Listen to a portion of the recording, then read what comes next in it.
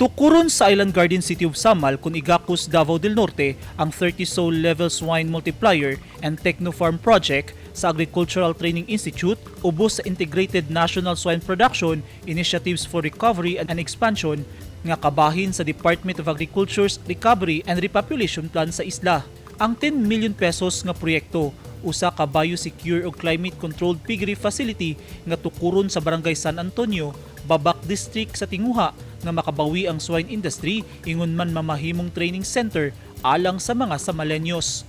Nagpasalamat ang City Veterinary Office sa DA kay ang Igacos ang napiling recipient sa proyekto ug gipasalig ang long-term viability niini aron makabenepisyo ang katawhan hilabi na ang mga small ug medium-scale hog farmers. Suportado ni Igacos City Mayor Al David Uy ang mga proyektong imuntar sa isla sama niini og misaad nga gahinan og luna og pondo sa lokal nga gobyerno ang mga proyekto.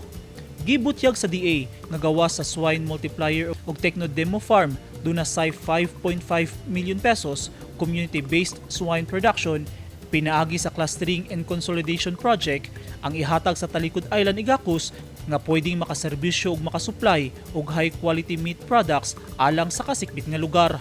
Human sa proyekto, sunod nga ihatag sa lokal nga gobyerno ang post-harvest facilities nga dunay solar-powered buildings, processing facilities ug slaughterhouses.